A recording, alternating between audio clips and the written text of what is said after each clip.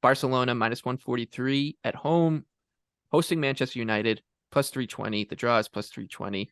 Barca minus 175 against to advance against United plus 125. The Red Devils are. I think what the market is telling us here is something pretty interesting, which is United is they're rolling, right? Like this team is it's unrealistic to expect them to win the Premier League, but they're in the kind of title race. Like when you're going to see the graphic on Peacock and NBC Sports, there's going to be Arsenal and City, and they're going to show United. They're close enough to be on the fringe, and they've been rolling since October, and yet Barcelona's minus 175 to advance past them. That tells you a couple of things. Perhaps United isn't as good as they're giving credit for by the masses, and the second thing is, or maybe Barcelona is just that good. Is Barcelona, I mean, are they one of the best teams in the world right now? It looks like it. I really don't have anything here. BJ, I'll flip it to you. I feel like you've been licking your chops for this spot for a while. Oh, yeah, definitely. I'm taking Barcelona minus 140.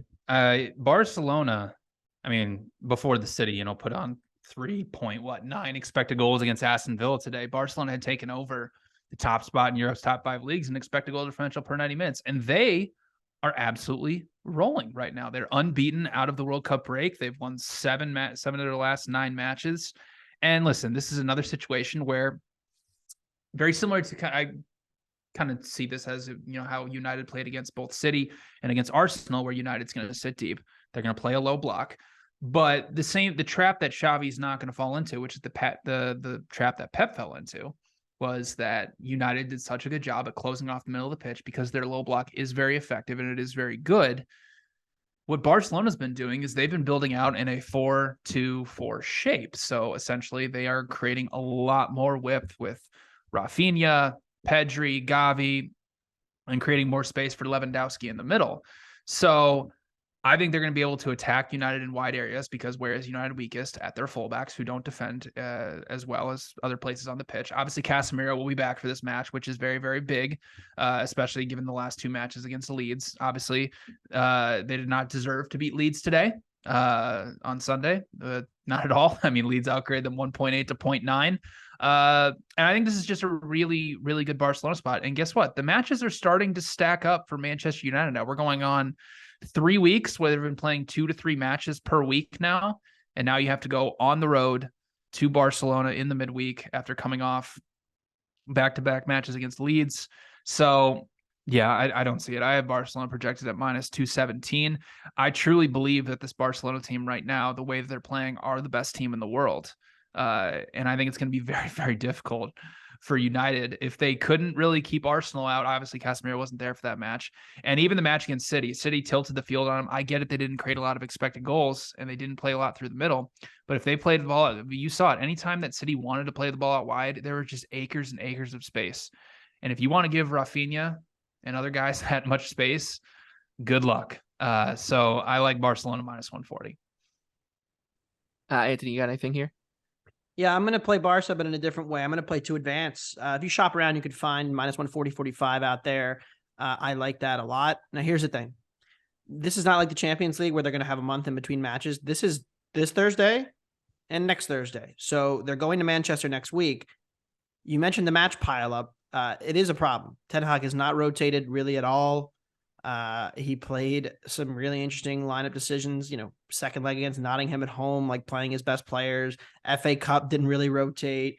Then had the midweek match, consecutive matches against Leeds, which are very physical, very high tempo matches. United did not play that well in this match at all. I thought, for 80 minutes, Leeds was clearly the better team. They took 10 penalty box shots to 3, I think it was in the end. Not a competitive match. But they did have the finishing, and then they, the subs changed the game. Lissandro coming in does make United a lot better. But they will play the second leg next Thursday in Manchester, 3 days before a cup final. So, it is expected that United will have one eye on that. Now, I don't know what Ten Hag will do. He may not rotate at all. It may depend on how the first leg goes. But I think it's interesting for United, who's in a solid position in the top 4, and has a chance at a trophy on Sunday, first under Ten Hag, to then go all out in the second leg here. Now, we'll talk about this match again next week, like the return fixture. I don't really trust Barcelona still. Like to I think they're a little bit overinflated in this matchup, but I do like them next week at United. So I'm just going to take the minus 140-45 on to advance.